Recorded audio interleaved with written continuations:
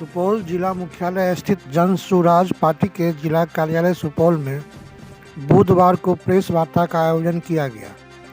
मुख्य प्रवक्ता पवन कुमार गुप्ता ने प्रेस कॉन्फ्रेंस के माध्यम से बताया कि प्रशांत किशोर के नेतृत्व में बीपीएससी अभ्यर्थियों के समर्थन और सहयोग में जो हम लोग धरना दिए थे, जिसको सरकार के द्वारा अवैध करार दिया गया, जबकि हम लोग इसकी जानकारी सरकार को दे दी थी।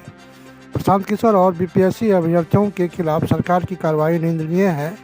जन सुराज बिहार के युवाओं के लिए सत्याग्रह जारी रखेगा। इस मौके पर जन सुराज महिला अध्यक्ष डॉक्टर श्रीमती नीलम सिंह, जिला कार्यालय प्रभारी डॉक्टर अमन कुमार, राज्य अभियान समिति सदस्य दीपक मंडल, प्रदेश युवा कार्यकारिणी सदस्य विक्रांत कुमार, प्रदेश महिला कार्यकारिणी सदस्य सह सुपौल अनुमंडल अध्यक्ष श्रीमती मीनू कुशवाहा, प्रदेश कार्यकारिणी सदस्य सीमा सिंह, प्रदेश महिला मोर्चा उपाध्यक्ष सुल्ताना परवीन सहित मौजूद थे। हम लोग प्रशांत जी के नेतृत्व में बीपीएससी अभ्यर्थियों के समर्थन और सहयोग में जो शांतिपूर्ण ढंग से हम लोग वहाँ धरना दिए थे, जिसको अवैध करार दिया गया, जबकि हम लोग इसकी पूर्व सूचना मीडिया के मार्फत से सरकार को भी आगाह किए थे। बीपीएससी के सचिव महोदय को भी ये जानकारी थी और कहीं किसी तरह का उग्र प्रदर्शन नहीं था, फिर भी हम लोग के साथ बर्बरतापूर्ण व्यवहार किया गया और ये हम लोगों का निरंतर ये अनशन कार्यक्रम चलता रहेगा। सबसे पहले मैं पूरे बिहार के वासियों को कहना चाहूँगी कि हमारे जनसुराज के सूत्रधार माननीय प्रशांत किशोर जी की अभी तबीयत सही नहीं है, वो अभी भी आईसीयू में हैं और उनके लिए सभी जितने भी जनता हैं वो अपने भगवान से, अल्लाह से प्रार्थना करें कि वो जल्द से जल्द कुशल हो जाए। और जहाँ तक बात है कि ये सत्याग्रह की जो प्रेस कॉन्फ्रेंस हो रही है अभी, तो हम लोग 2 तारीख से उनके साथ थे, महिला कौम सभी साथ थे और सारा कुछ आप लोग के सामने है। मेरी महिला अध्यक्ष भी अभी बताएं। इसलिए जिस दिन 6 तारीख के लगभग 3:45 बजे उनको अवैध रूप से गिरफ्तार करने की जो कोशिश की और ले भी गए ज़बरदस्ती, हम लोग वहाँ थे और महिला लोगों को रहते हुए और हम लोग उसका विरोध किए, तो उनके जो पुलिसकर्मी थे वो लोग हम लोगों के साथ बदतमीजी से खिंचाव भी किया और वो नशा भी रखे थे। उसके बाद उनको ले गया एम्बुलेंस में और हमारे प्रशांत भैया हम लोगों को संबोधित करते हुए बोले कि आप लोग शांत रहें, शांति बनाए रखें, हम लोगों का काम नहीं है हुड़दंग मचाना, ना कि किन्हीं को किसी तरह का ठेस पहुंचाना। इस कारण से हम लोग शांतिपूर्वक उनके गांधीवादी विचार पर उनके साथ साथ एम्स गए और एम्स में जब उनको उनकी प्राथमिक उपचार करने की कोशिश की गई तो प्रशांत भैया बोले मुझे कोई किसी तरह का उपचार नहीं करवाना है। उन्होंने मना कर दिया और मना करने के कारण वो एम्स से भी उन्हें निकाल करके 5 घंटे पूरी पटना में घुमाते रहे और हम लोगों को जो गुमराह किया गया कि प्रशांत भैया कहाँ हैं, हम लोग सोचते रहे। लास्ट में वो प्रशांत जी को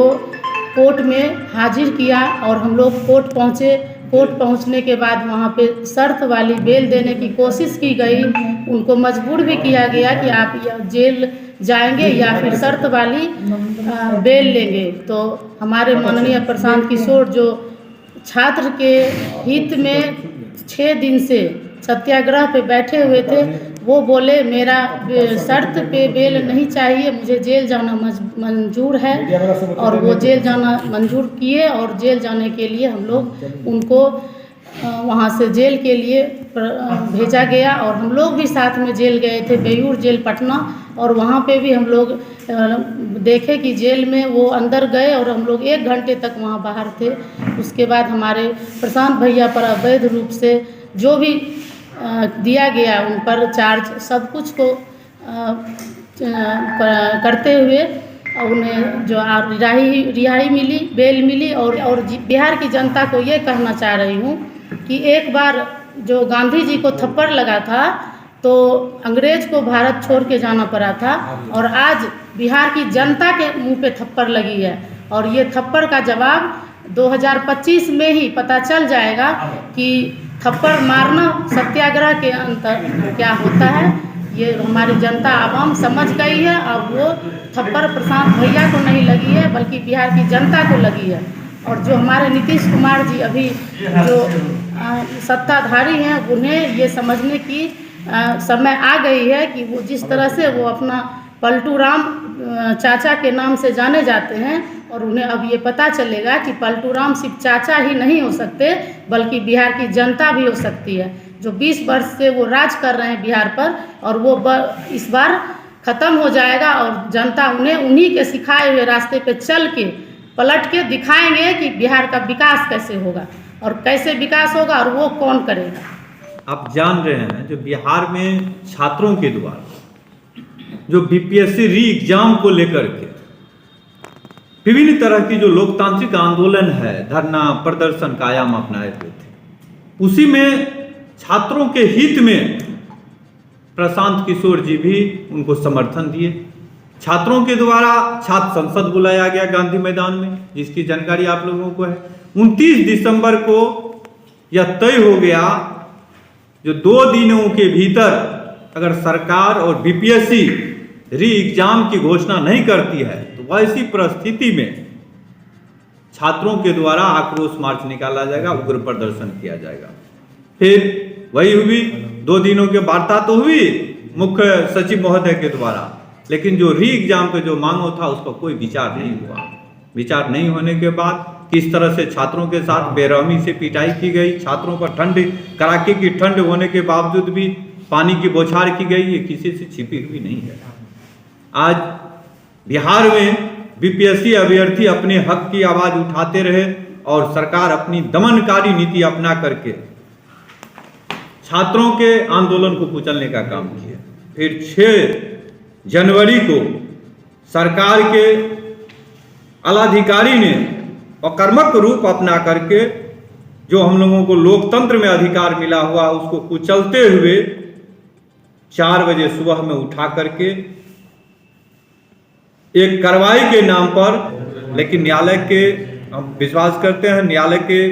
जो निर्णय हुआ उसका हम सम्मान करते हैं। उन्होंने अपना निर्णय देते हुए